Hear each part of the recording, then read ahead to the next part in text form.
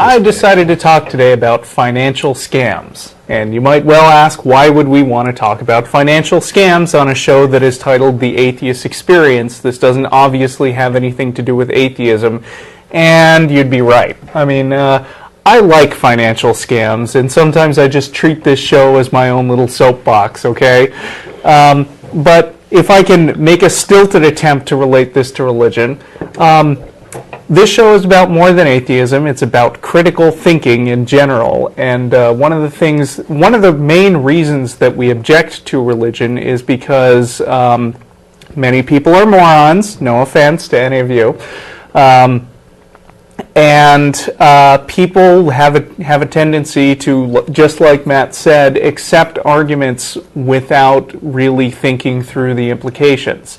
And those have concrete effects that hurt people in various ways. And the same is just as true about bad financial opportunities as about religion.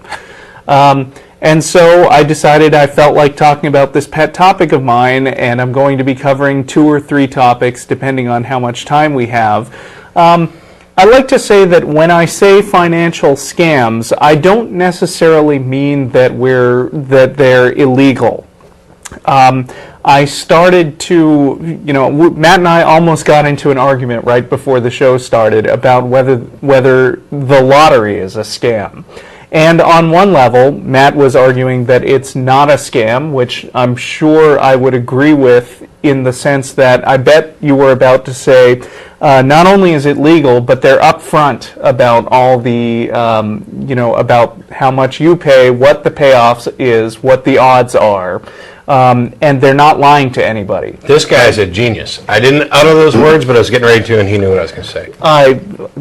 I'm so in tune with your mental workings. Good. You can do the rest of the show, and I'm going to drink my water. Right. On the other hand, I think that the lottery is guilty of playing on people's emotions and getting them excited about money and encouraging them to sort of turn off their critical thinking facilities. And the lottery is a bad financial proposition. I mean, even if you go from just a straight what you pay in to what they pay out, what you find is that every time you buy a lottery ticket, you're paying $1 and getting back 50 cents in expected returns. And sure, they show these commercials of these happy people who have won the lottery and with taglines like, somebody's got to win, and I'm here to tell you that that somebody almost certainly will not be you. Although, couldn't you say the same thing about almost everything? I mean, isn't that the point of marketing? We play to people's emotions. Hey, wear this cologne and all the women are going to love you, drive this car, drink this alcohol, whatever. We're playing on people's emotions in order to sell stuff. Yes, but not necessarily, because I take sort of an unreasonably optimistic view of humanity in some cases, where I think that the sum of human wealth does increase over time. And in a good financial transaction, it's often the case that the guy who got the money is happy and the guy who got the product is happy, because both of them are happier with the switch than they are with the original state of things. Okay. There's lots of gray areas. I mean, you're right, Matt. I think marketing is designed to get people to buy things that you wouldn't otherwise buy. And I pride myself on being vigilant against marketing techniques and trying to objectively decide whether a purchase would be a good buy. And I, on the other hand, am known to spend money rather frivolously. I am a stereotypical Jew, as I've said on the show before. I'm an early adopting impulse buyer. Right. I fully intend to get an iPhone someday. Oh, for a marketing major's wet dream. They've conned you into thinking this was your idea. But I intend to buy it when it's cheap enough that I feel like the coolness is justified by the price. Because I've played with it, and it's not the marketing. I had fun with it. Because that's what we want from phones. Yeah, I do. I got Tetris on my phone. That's all I need. But then there are some things where the claimed payoff is actually way more than the actual payoff. And that's where you get into the territory of what I think of as financial scams, which again aren't necessarily illegal. I mean, often the legal system is behind the curve on what's really going on. But I think that I'm entitled to call something a scam when it appears to basically misrepresent what you're getting for your money. So there are a lot of different kinds of financial scams, and they actually are related to some religions in the way that they play on your emotions to turn off your critical thinking faculties. And just like I do most weeks, I've put a list of links on the Atheist Experience blog, Atheist Experience, all one word, .blogspot.com. The most recent post is me providing a list of links so you can follow along with the topic today. You know, I think it's kind of perhaps interesting that you're talking about financial scams and appealing to people's, baser emotions and things like that.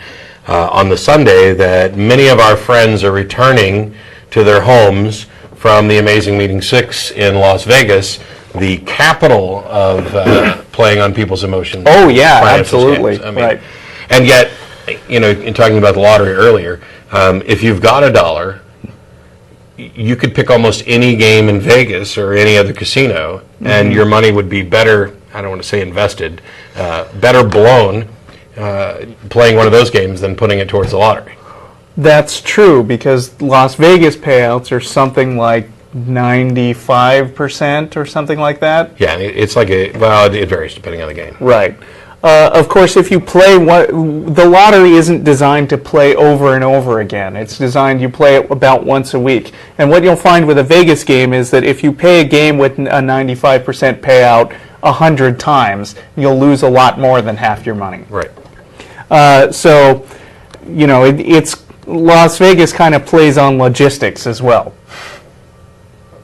But anyway, I'm going to talk about some somewhat more blatant scams than Las Vegas, beginning with something that we can all understand, which is your simple garden variety run-of-the-mill chain letter. There are lots of these that have gone around in the past, but a very famous one in particular is the Dave Rhodes chain letter, Make Money Fast. That's all caps, make.money.fast. It was posted on Usenet somewhere around 1988, and it took off around 1994 when the internet was just becoming a popular way to spread stuff around. And I think I might as well just go ahead and start out by reading a sample of the original Dave Rhodes chain letter. This guy, as I understood it, went to jail for this, so I'm not stepping on any legal dangerous territory by describing this as a scam. It says, "Dear friends," and this was mass forwarded to people all over the internet. "Dear friends, my name is Dave Rhodes. In September 1988, my car was repossessed and the bill collectors were hounding me like you wouldn't believe. I was laid off and my unemployment checks had run out. The only escape I had from the pressure of failure was my computer and my modem. I longed to turn my avocation into my vocation. This January 1989, my family and I went on a 10-day cruise to the tropics. I bought a Lincoln Town Car for cash in February 1989. I am currently building a home on the west coast of Florida with a private pool, boat slip, and a beautiful view of the bay from my breakfast room table and patio. I will never have to work again. Today I am rich. I have earned over $400,000 to date, and I will become a millionaire within 4 to 5 months.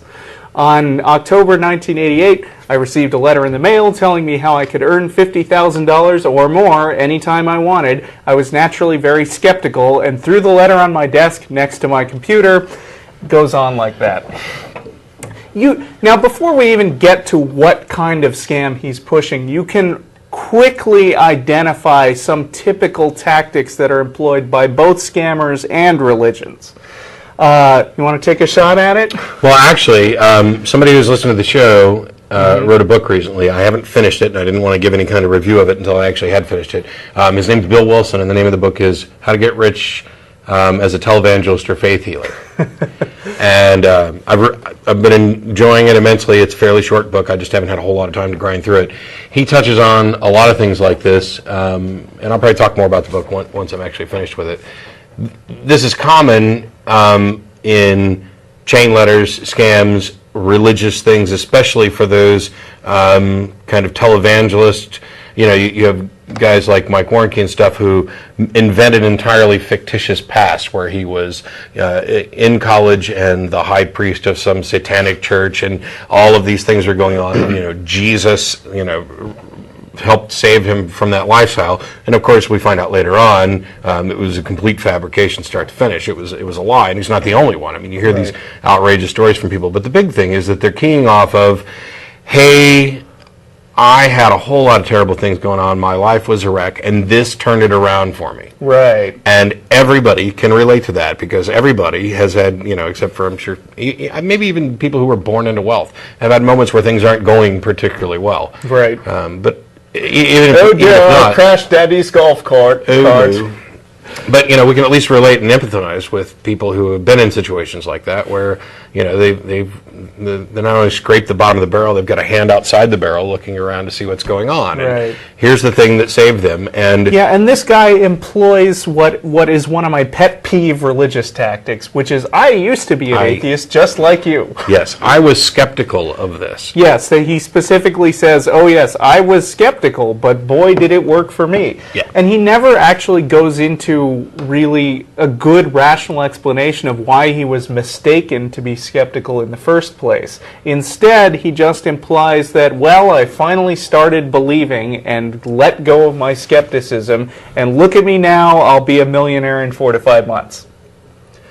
The problem, the thing about this tactic is that it gets around the need to make a logical case for something, and it turns off the natural skepticism you would have by saying, well, I was a skeptic just like you. And believe me, you should have loads of skepticism when you hear how this scheme is supposed to unfold. Yes, please don't take my word for it. Go and do the research for yourself. Right. And you can say that because, like I mentioned earlier, we are incredibly lazy thinkers, and nobody's actually going to go do the research, or at least most people aren't. They're going to say, he certainly wouldn't tell me to go do the research myself if I weren't going to find the same things he found. Right. So here's how it works. When you receive this letter, you will see a list of some number of names on it. The maximum number of names is 5. Further up the list, you would see Dave Rhodes, but he drops off the list after some number of iterations. And what they say is, take $1, send the dollar to all 5 names on this list, the people you don't know, but one of them sent the letter to you. And then write your name at the bottom of the list, cross off the name at the top of the list, and then send it on to as many more people as you can. Yes, and one of the big tricks that they did in this was everybody at this time, you know, most people have heard of like pyramid scams and things like that that are illegal. So what they did was they said, send your $1 and make sure you put a written note in that says, please add me to your mailing list. And this supposedly makes it that you're paying for a service. And so we've been exempted from the pyramid nonsense. Right. And remember, even if you go through all these little tricks and contortions that you can to make this technically legal, and even if you do manage to subvert the law, that doesn't mean you're not a moron for participating. It doesn't mean that you're not going to lose all your money, all your $5 that you send to people. Of course, $5 doesn't seem like a lot to many people, but you also not only contribute your money, but you contribute your time. You also pass on the loss of $5 to lots of other idiots that you send the message to. So, I mean, the cost on an individual basis is small, but the cost to society gets magnified. Well, yeah, and from kind of an ethical point of view, every $1 that you get back over and above the $5 that you contributed to this is $1 that you've stolen from somebody else. Because as we get further down this pyramid, there are going to be many more people who can never see a return. So the idea in theory is that if you send the message to, let's make it simple, 2 people, and they each send you $1, then you get $2. So you still haven't recovered your investment of $5 yet. But then they send it to 2 more people each, so that's 4 more people sending money to you, and that's $6 in total. And then each one of those 4 sends it to 2 more people, and so on. And the more people you send to at each level, and the more levels deep that it goes, the more ridiculously astronomical the money gets, supposedly. The problem is, whenever you approach a situation like this, whenever somebody is telling you, you can make a lot of money without putting in very much effort, you should ask yourself, every single time, the first question you should ask yourself is, okay, where does all the money come from? Is new money being created by this process of shuffling money around in the mail? Well, in fact, it's not. Every time you send a guy $1, that $1 leaves your pocket and goes into the pocket of that other guy. Plus, money, you also pay money for postage. So not only is money not actually coming in from outside sources, but actually the whole system is bleeding money to the post office. Except now. Yeah. When they start doing it online, now you've got electronic transfers and PayPal and blah, blah, blah. Right, sure. Although, there are hidden costs of charging things to credit cards and winding up paying interest fees, which many people do. Unless they're smart about it. But, if they were smart about their money, they probably wouldn't fall for this. So actually what's happening is that this is what we call a zero-sum game, or worse. Zero-sum game means that every dollar that's made by somebody is actually coming from somebody else who's also trying to make money. It's like a poker game. You mentioned Vegas. When you sit down in Las Vegas to play poker, you're going to be giving away some money and you're going to be getting back some money. And if you're a person of great skill at poker, then you stand to make more money than you're losing. But everybody thinks they're above average, right? There have to be some losers at the poker table. And not only are the losers losing money to the winners, but everybody is losing money to the casino, because every time you put money in the pot, you're actually giving the casino a little cut. And so who's making money in this situation? The casino. And who's losing the money in the situation? The players. All of them. I mean, as a system. Some of them are making money off of each other, but as a whole, the casino is sucking money away from the table.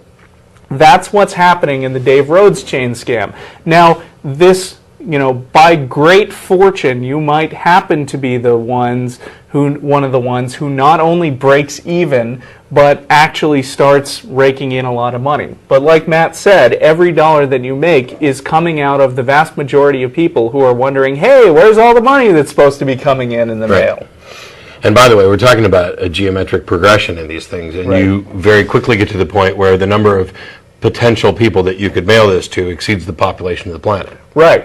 And you don't have to exceed the population of the planet. You just have to exceed the subset of the planet who is gullible enough to think that this is a good idea. And that's actually smaller than the whole hopefully that's not the entire population of the planet. Right. So much for Dave Rhodes. Now I'm going to move on to another pet topic of mine, which has been a pet topic of mine for many years. It's Amway. And Amway is actually near and dear to my heart because it's one of my first experiences ever figuring out something that I thought didn't make financial sense, and then suddenly being in the center of a whole lot of arguments on the internet, because again, this was right when the internet was getting going.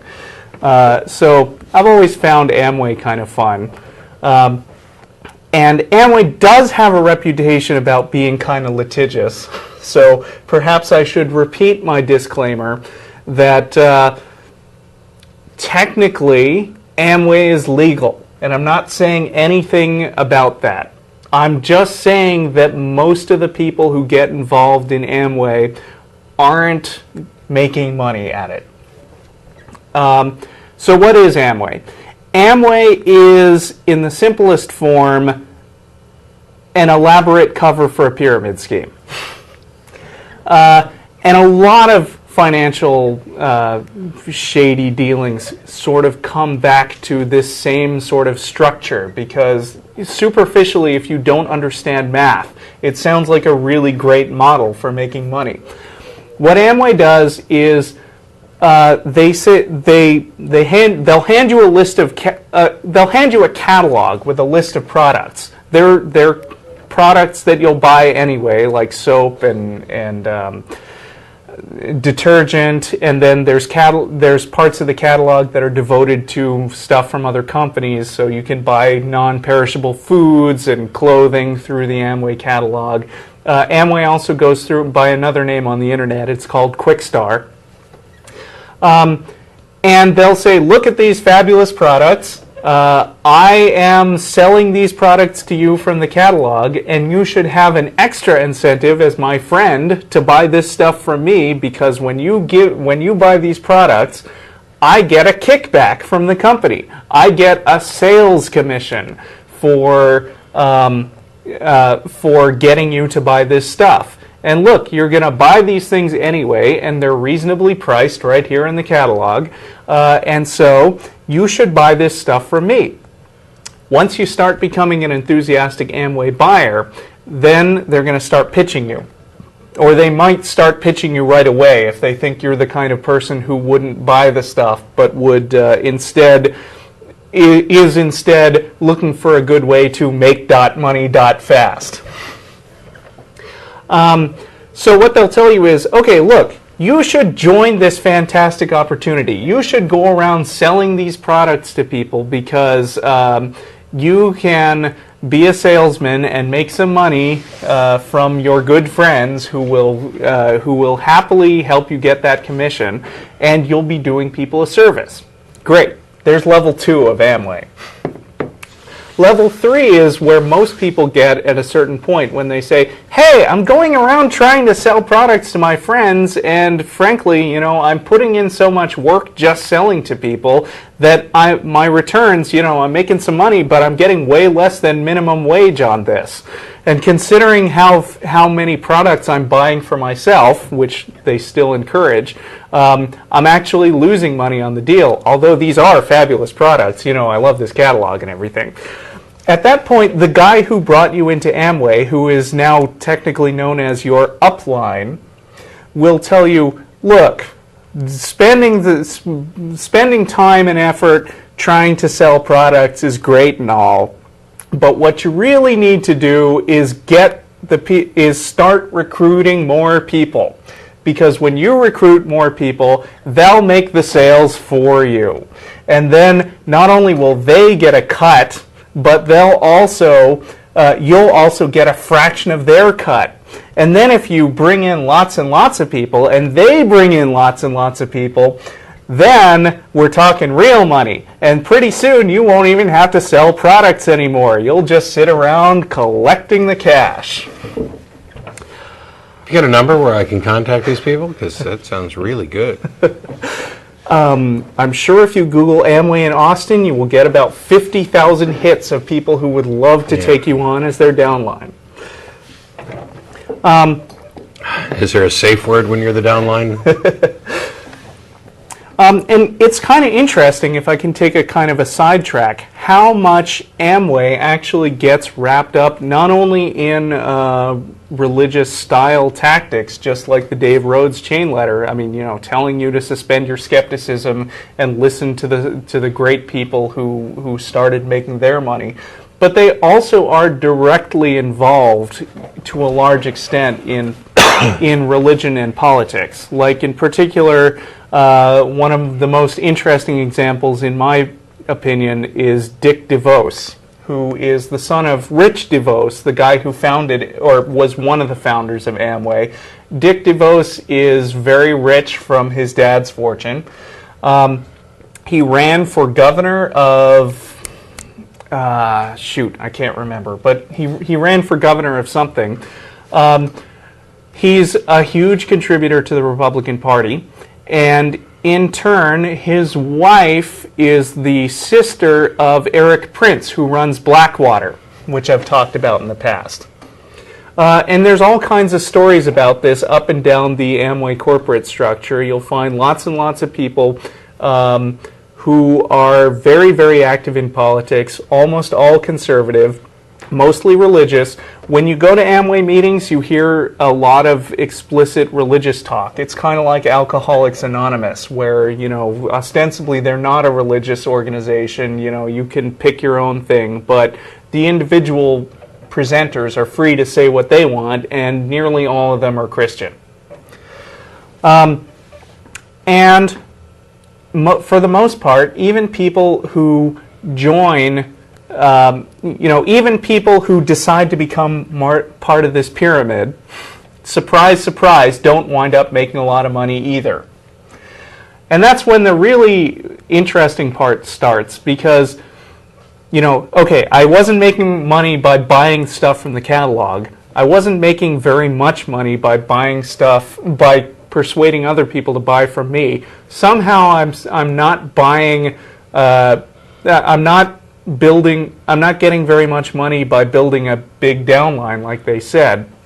Now I'm depressed. What's wrong with me? This system was supposed to be so great. And here I am, incapable of making money at it. And I keep hearing that people who can't make money are losers. So what can I do to feel better? Then your upline comes to you and says, here, listen to this motivational tape.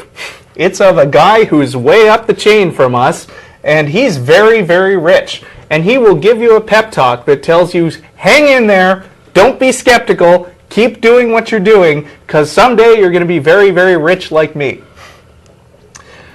How much does that tape cost to listen to? About $5. Nice. Then there are books, and then there are seminars where you go to Amway rallies to get pumped up, you know, wave your fists in the air, cheer, while some blowhard on stage is telling you, you're going to be rich like me, yeah, let's hear it for being rich. $50. You know, and eventually we get to the priceless range. And so what happens here is that, in a way, there's kind of a shadow pyramid going on, which is not just the products that are moving around, but all this tremendous amount of money going into speaker fees and books and tapes and motivational whatever. And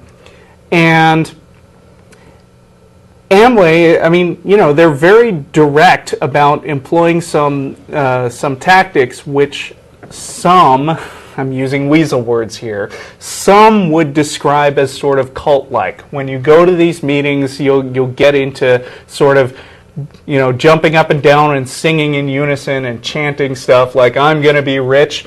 And there's a story that I remember from the days when I was interested in Amway, and this is hearsay because I couldn't find this story on the web. But from what I remember, and I did find a lot of references to people going up on stage and pulling their pants down because their upline told them to.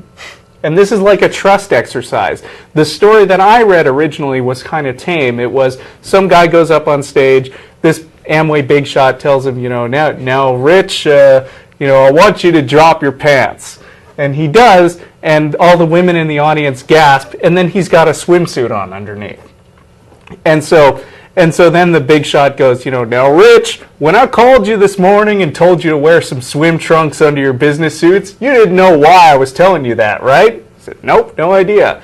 But now you see that I had your best interests at heart, and if you'll just trust what I say, you know, that's a good analogy to what we do in the business.